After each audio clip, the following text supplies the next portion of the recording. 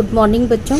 आज मैं आपको कंप्यूटर प्रोग्रामिंग का जो फर्स्ट चैप्टर है उसको दोबारा से एक ब्रीफली एक्सप्लेन कर रही हूँ, जिसमें हम सबसे पहले कर रहे हैं कंप्यूटर प्रोग्राम की definition. What is a computer program? It is a set of instructions written in any of computer languages as a step wise solution of problems.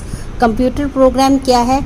एक सेट ऑफ इंस्ट्रक्शंस हैं जो कि किसी भी लैंग्वेज में लिखी जाती हैं एक प्रॉब्लम की स्टेप वाइज सोल्यूशन देने के लिए। And what do you mean bye programming?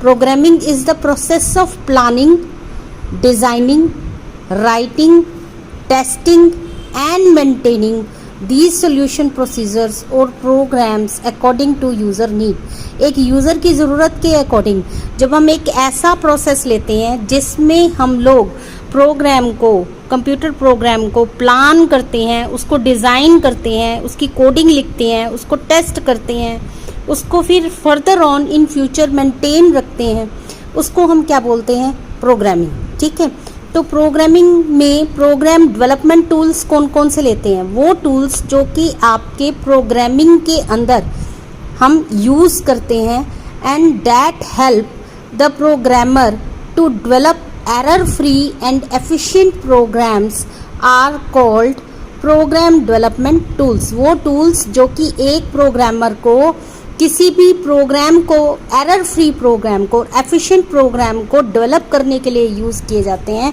उसको हम क्या बोलते हैं? Program development tools.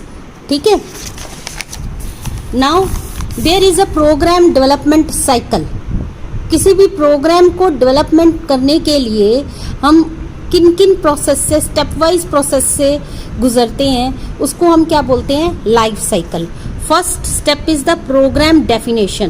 Problem definition भी इसको बोलते हैं और एनालाइज करते हैं। इसमें हम प्रॉब्लम को डिफाइन करते हैं कि व्हाट इज द प्रॉब्लम, क्या है प्रॉब्लम, हमें क्या जो है उसको एनालाइज करते हैं कि क्या उसको इनपुट चाहिए और हमें क्या आउटपुट प्रोवाइड करनी है, तो उसको डिफाइन करते हैं। जैसे कि आपके पास एक मैथमेटिक्स का सम आ जाता है तो हम उसको डिफाइन करते हैं कि इसके अंदर क्या क्या चीज़ें इनपुट दी गई हैं और हमें आंसर में क्या चाहिए, तो इसको बोलते हैं एनालिसिस और डिफाइन।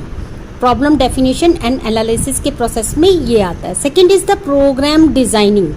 प्रोग्राम डिज़ाइनिंग क्या होती है? जब हम एक प्रोग्राम को डिफाइन कर लेते हैं तो हम उसके बाद सेकंड स्टेप करते हैं डिज़ाइन का। डिज़ाइन कैसे किया जा सकता है? बेसिक स्टेप आपको सिखा चुके हैं हम लोग फर्स्ट ईयर में। दैट इज़, देखिए डिज़ाइनिंग में जैसा कि हम आपको बेसिक स्टेप सिखा चुके हैं फर्स्ट ईयर में, that is the flow chart. ठीक है, तो हम फ्लो चार्ट बनाते हैं। ठीक है, ऐसे ही प्रोग्राम डिज़ाइनिंग के अंदर काफ़ी सारी डिज़ाइंस होते हैं, जैसे कि आपका डाटा फ्लो डायग्राम, DFDs जिसको हम बोलते हैं, उसमें हम ये बताते हैं कि डाटा कैसे फ्लो कर रहा है। जबकि फ्लो चार्ट में हम पूरी प्रॉब्लम के बारे में बताते हैं कि इनपुट कैसे देना है और फिर उसके बाद प्रोसेसिंग कब होगी और फिर आउटपुट कहाँ कैसे जो है वो आपकी प्रोसेस्ड होगी। ये सब हम फ्लो चार्ट में एक पेज वाइज बनाते हैं। ठीक है, मैनुअली प्रोसेस करते हैं। इसी तरीके से DFDs भी बनाई जाती हैं जिसमें डाटा फ्लो कैसे होगा, एक फाइल में मूवमेंट कैसे होगी, उसमें स्टोर कैसे होगा, तो इसमें काफ़ी सारी DFDs होती हैं। That is the first level DFD, second level DFD, third level DFD। तो मोस्टली जो कॉम्प्लेक्स से कॉम्प्लेक्स प्रॉब्लम होती है उसकी 3 DFD तक बनता है। ठीक है, इसी तरीके से डिज़ाइनिंग के और बहुत सारे कंसेप्ट्स हैं, जैसे कि आपके पास आता है स्ट्रक्चर डिज़ाइनिंग। ठीक है, कंडीशनल एनालिसिस, ठीक है, कंडीशनल प्रोग्रामिंग, ये जो है स्ट्रक्चर ट्री, ये सारे डिज़ाइनिंग के अंदर आते हैं। लेकिन आपने अपने डिज़ाइनिंग के अंदर, सी के अंदर, हम सिर्फ आपको फ्लो चार्ट्स करवा रहे हैं। ठीक है, देन उसके बाद है third step, that is the algorithm development. ठीक है, एंड फ्लो चार्टिंग इसमें दे रखा है। फ्लो चार्टिंग आपका सेकंड स्टेप में आएगा। एल्गोरिदम डेवलपमेंट क्या है कि फ्लो चार्ट को देखते हुए आपने स्टेप वाइज एक प्रोसीजर लिख लिया। उस स्टेप वाइज प्रोसीजर को हम फोर्थ स्टेप में उसकी किसी भी लैंग्वेज जो कि आप जानते हैं उसमें उसकी कोडिंग कर देते हैं। कोडिंग का मतलब सोर्स प्रोग्राम को लिखना। ठीक है, सोर्स प्रोग्राम को लिखना है, लैंग्वेज में लिखना, सी लैंग्वेज में कैसे वो लिखा जाएगा उसको हम बोलते हैं कोडिंग। फिर कोडिंग लिखने के बाद हम उसको डिबगिंग करते हैं। डिबगिंग का मतलब क्या होता है कि error free data, error free program. तो आपकी डिबगिंग के अंदर बेसिकली 3 तरीके की एरर्स को देखा जाता है। First is called as the syntax error, second is called as the logical error and third is called as the execution error. ठीक है, सिंटेक्स एरर मतलब ग्रामेटिकली अगर मिस्टेक है आपके प्रोग्राम के अंदर, जैसे जो भी आपके रिजर्व कीवर्ड्स हैं सी के अंदर, अगर आपने उसको गलत लिखा है, ग्रामर उसकी गलत लिखी है, that is called as a syntax error. Logical error का मतलब क्या है, जब आउटपुट आपके गलत लॉजिक लगाने की वजह से आती है लेकिन उसमें प्रोग्राम के अंदर कोई मिस्टेक नहीं होती। जैसे आपने करना था प्लस लेकिन आपने वहां साइन लगा दिया minus, this is called as the logical error. Third one is the execution error, इसको हम रन टाइम एरर भी बोलते हैं। जब आपको प्रोग्राम रन करते हैं उस वक्त अगर कोई लिंकिंग प्रॉब्लम आ जाती है सिस्टम की तरफ से तो उसको हम बोलते हैं एग्जीक्यूशन एरर। ये एरर्स हम और एक्सप्लेन में भी कर सकते हैं वन बाय वन। जब मैं आपको प्रोग्राम बताऊंगी, आप प्रोग्राम को रन करेंगे तभी हम आपको और डिटेल में बता देंगे कि सिंटेक्स एरर, लॉजिकल एरर और एग्जीक्यूशन एरर क्या होती है।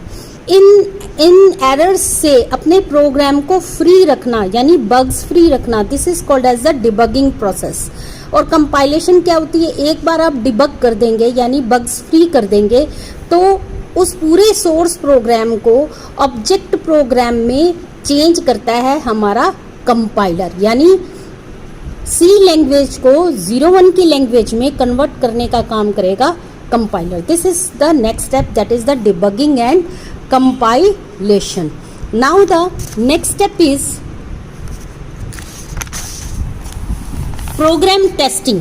ठीक है, प्रोग्राम टेस्टिंग में देखिए आपने डेवलप किया एल्गोरिदम, उसके बाद कोडिंग कर ली, कंपाइलिंग कर ली। अगर कोई सिंटेक्स एरर है यस तो उसको रिमूव किया आपने, रिमूव करने के बाद दोबारा से कंपाइल किया।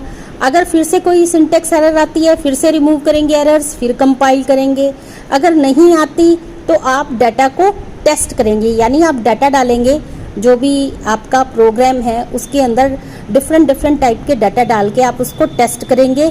अगर आपकी टेस्टिंग ओके है तो आप कहेंगे कि आउटपुट इज ओके। ठीक है, अगर मान लीजिए आउटपुट ओके नहीं आती, नो, तो हम दोबारा से कोडिंग करेंगे। ये यहाँ पर क्या हो रहा है, यहाँ पर आपकी लॉजिकल एरर आ रही है, मतलब लॉजिक गलत लगा है। तो लॉजिक गलत लगने की वजह से आप दोबारा से कोडिंग करेंगे प्रोग्राम के अंदर।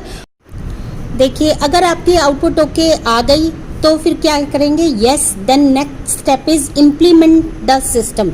यानी आपने प्रोग्राम को डेवलप कर लिया, कंपाइल कर लिया, उसको बग्स फ्री कर लिया, लॉजिकल मिस्टेक्स हटा दी। अब आपकी बारी आती है कि सिस्टम को आप इम्प्लीमेंट करेंगे, यानी प्रोग्राम को जहाँ पर एप्लीकेशन की ज़रूरत है वहाँ आप उसकी इम्प्लीमेंटेशन करेंगे। This is the last step, implementation and documentation. Documentation में हम क्या करते हैं, एक लाइब्रेरी बनाते हैं जिसे हम डिक्शनरी भी बोलते हैं, डाटा डिक्शनरी। उसके अंदर हम क्या करते हैं, जितने भी डाटा आपने लिए हैं उन डाटा को डिटेल में लिखते हैं। जैसे आपने स्टूडेंट के लिए वर्ड रखा STU, तो what do you mean bye STU, that is the student name. ठीक है, और स्टूडेंट नेम में उसका डाटा टाइप क्या है, that is the alpha numeric या फिर सिर्फ अल्फ़ाबेटिक।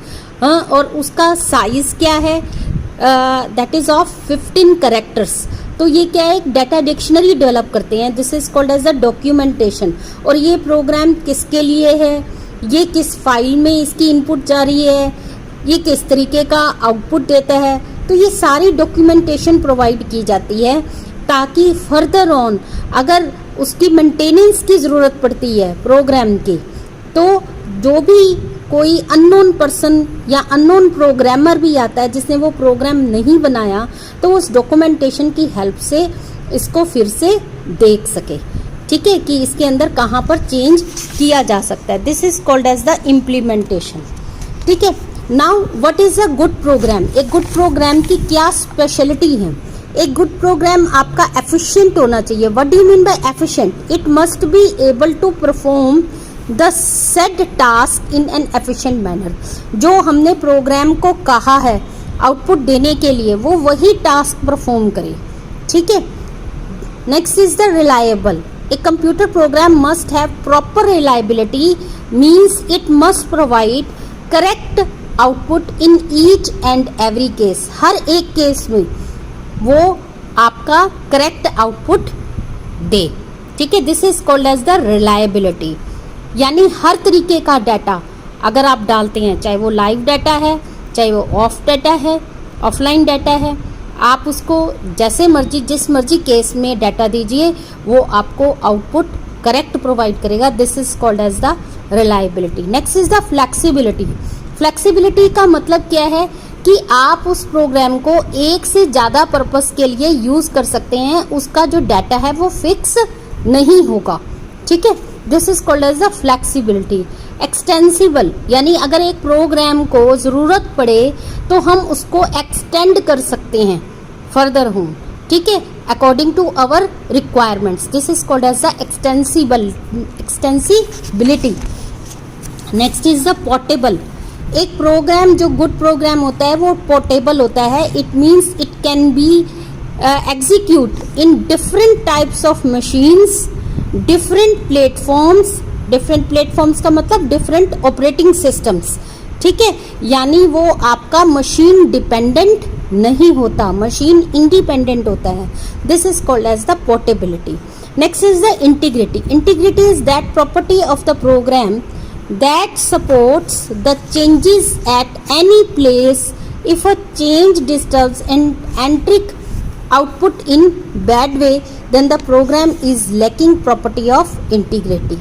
अगर आप प्रोग्राम को कहीं से चेंज करते हैं किसी भी लाइन से, तो अगर वो उसकी आउटपुट को डिस्टर्ब करता है तो इसका मतलब वो प्रोग्राम इंटीग्रेट नहीं है। Next is the robustness, the property of the program because of which it provides exact and correct output for correct input is called as the robustness. Next is the clarity. Clarity जो है वो एक programme की property होती है which gives the opportunities to other programmers to understand the logic of the program. Program की clarity कैसे possible हो सकती है? बाय यूजिंग डॉक्यूमेंटेशन, ठीक है। तो ये था हमारे पास एक गुड प्रोग्राम